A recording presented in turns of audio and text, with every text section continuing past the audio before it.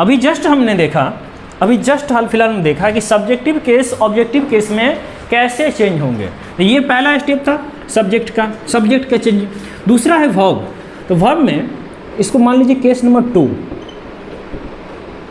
तो यदि main verb के रूप में V1 है तो पैसिव में is am are plus V3 होगा। यदि V2 हो तो वॉज वेयर प्लस V3 होगा। यदि V3 हो तो बीन प्लस V3 होगा। यदि V4 हो तो बिंग प्लस V3 होगा। यदि V5 हो तो is am are plus V3 होगा। पहला स्टेप में बताए सब्जेक्ट का चेंजिंग, दूसरा में बताए हैं कि वर्ब का चेंजिंग कैसे होगा, वर्ब में कैसे चेंज होंगे। ये V1 के लिए is am are plus V3, V4 के लिए was where plus V3, V3 के लिए बीन प्लस V3, V4 के लिए Bing plus V3 and V5 के लिए is am are plus V3।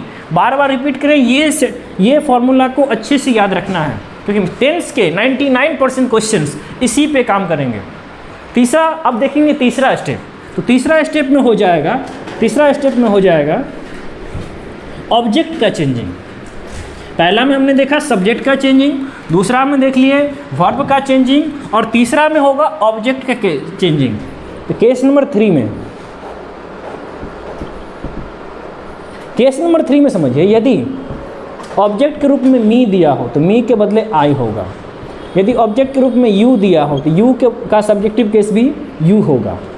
और यदि हर दिया हो तो हर के बदले सी होगा। और यदि हिम दिया हो तो हिम के बदले ही होगा। यदि वी दिया हो तो वी नहीं दिया रहेगा, अस दिया रहेगा, अस के बदले वी होगा। यदि देम दिया हो तो देम के बदले दे होगा। यदि राम दिया हो तो राम के बदले राम ही होगा। मतलब क्या, सब्जेक्टिव केस था तो वो ऑब्जेक्टिव में चेंज हो गया। मेन वर्ब अपने हेल्पिंग वर्ब और V3 में चेंज हो गए और ऑब्जेक्टिव जो केस हैं वो सब्जेक्टिव में चेंज हो जाएंगे। सब्जेक्टिव ऑब्जेक्टिव में चेंज होंगे और ऑब्जेक्टिव सब्जेक्टिव में चेंज होंगे, मतलब एक दूसरे को रिवर्स करेगा। यदि सब्जेक्टिव है तो ऑब्जेक्टिव करेगा, ऑब्जेक्टिव है तो सब्जेक्टिव के। जैसे यहाँ पे इधर सारे के सारे ऑब्जेक्टिव केस हैं और इधर सारे के सारे सब्जेक्टिव केस हैं। मतलब यदि इधर का दिया रहेगा इधर का हो जाएगा और यदि इधर का दिया रहेगा तो उधर का हो जाएगा। तो ये थे बेसिक चेंजिंग सब्जेक्टिव, ऑब्जेक्टिव और वर्ब के स्टेप नंबर 3 में। अब चलते हैं स्टेप नंबर 4 की ओर। स्टेप नंबर 4 में क्या करना होता है, यानी केस नंबर 4 में याद रखना है कि V3 के बाद या V3 कहें या हेल्पिंग वर्ब प्लस V3 कहें, जो भी कहें, हेल्पिंग वर्ब प्लस V3 के बाद बाय का यूज़ करना है as a preposition. Helping verb plus V3 के बाद बाय का यूज़ करना है। ये हो गया स्टेप नंबर 4। अब इन्हीं चारों स्टेप से V1, V2, V3, V4, V5 या एक्टिव से पैसिव बनाए जाएंगे। तो फाइनली हम बताते हैं आपको किस प्रकार से एक्टिव से पैसिव बनाया जाएगा। अभी जो दिख रहा है, ध्यान से देखिए, अभी जो दिख रहा है ये एक्टिव के सेंटेंस है। हम इसको पैसिव में चेंज करेंगे। तो सबसे पहले जो सब्जेक्ट है उसको ऑब्जेक्ट की जगह पहुंचा देंगे और जो ऑब्जेक्ट है उसको सब्जेक्ट की जगह पहुंचा देंगे।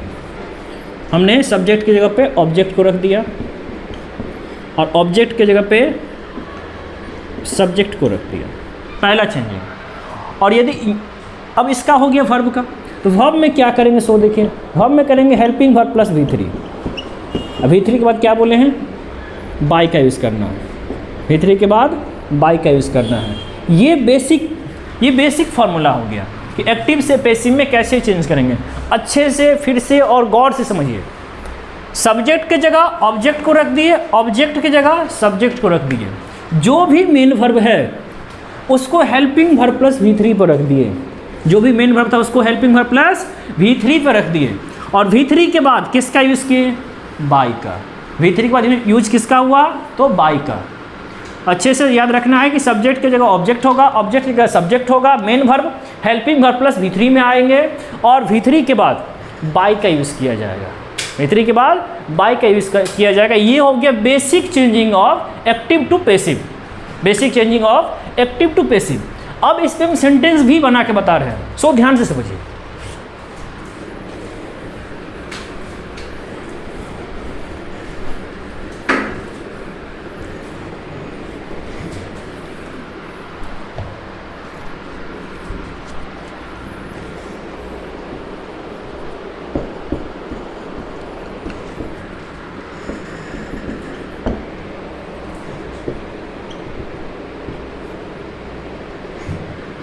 अभी बोर्ड पे जो दिख रहा है वो एक्टिव का सेंटेंस है, अभी जो सेंटेंस है वो एक्टिव का है। हम इसको पैसिव में बदलेंगे। तो एक्टिव से पैसिव में बदलने के लिए सबसे जो बेसिक चीज़ें याद रखनी है, यदि किसी भी सेंटेंस में, यानी किसी भी एक्टिव के वॉइस सेंटेंस में ऑब्जेक्ट नहीं हो तो उसका पैसिव वॉइस नहीं बनेगा। याद रखना फिर से, यदि किसी भी सेंटेंस में, किसी भी एक्टिव के वॉइस के सेंटेंस में यदि ऑब्जेक्ट नहीं हो तो उसका पैसिव नहीं बनेगा। और उससे भी पहले जो बेसिक चीज़ें हैं, आपको बेसिक चीज़ें मालूम होना चाहिए। सिंपल सी बात है कि आपको जो है बेसिक चीज़ें मालूम होना चाहिए। मालूम ये होना चाहिए कि क्या सब्जेक्ट है, क्या ऑब्जेक्ट है और क्या वर्ब है।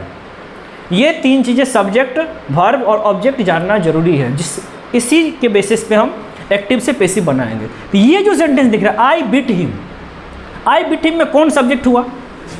तो आई हो गया सब्जेक्ट, बीट हो गया वर्ब और हिम हो गया object. Subject verb object identification कर लिए। अब देखिए, अब सिंपल सी बात को ध्यान रखना है कि हमने क्या किया था, सब्जेक्ट की जगह ऑब्जेक्ट और ऑब्जेक्ट की जगह सब्जेक्ट को रखा। तो सबसे पहले क्या करेंगे, सब्जेक्ट के जगह पे ऑब्जेक्ट को रखेंगे। तो ऑब्जेक्ट है हिम, ऑब्जेक्ट क्या है, हिम है। हमने बताया था कि ऑब्जेक्टिव केस किस में चेंज होगा, सब्जेक्टिव में। ऑब्जेक्टिव किस में चेंज होगा, तो सब्जेक्टिव में। तो ऑब्जेक्टिव केस है हिम, तो हिम का सब्जेक्टिव केस क्या होता है, तो हिम का सब्जेक्टिव केस होता है ही। अच्छे से याद रखना है, हिम का ही, मी का आई, अस का वी, यू का यू, देम का दे। बिल्कुल ऐसे ही, बिल्कुल याद रखना, ऐसे ही सेम टू सेम। तो हिम का क्या हो गया, ही हो गया। अब हम वर्ब को चेंज करेंगे, सब्जेक्ट चेंज कर लिए, सब्जेक्ट के ऑब्जेक्ट डाल दिए। अब इसके बाद क्या हो गया, वर्ब बिट है V1, बिट क्या है V1। हमने क्या बोला था कि V1 के लिए is am are plus V3 का यूज़ करना है। V1 के लिए is am are plus V3, ही के साथ क्या लगेगा, इज, बिट का V3, बिटेन। V3 के बाद क्या करना है, बाय लगाना है। बाय के बाद क्या था, ऑब्जेक्टिव केस। ऑब्जेक्टिव किसका होगा, सब्जेक्टिव का होगा। तो आई का ऑब्जेक्टिव केस क्या होगा, मी। ये सिंपल केस फिर से समझ लीजिए। ऑब्जेक्टिव, ऑब्जेक्ट के जगह सब्जेक्ट हो गया, सब्जेक्ट के जगह ऑब्जेक्ट हो गया। सिंपल सी बात, सब्जेक्ट के जगह ऑब्जेक्ट और ऑब्जेक्ट की जगह सब्जेक्ट। जो मेन वर्ब था वो हेल्पिंग वर्ब प्लस V3 में बदल गया और V3 के बाद हमने किसको जोड़ दिया, आई को, सॉरी बाय को। V3 के बाद किसको जोड़ दिए, बाय को। ये थे simple formula active to passive का।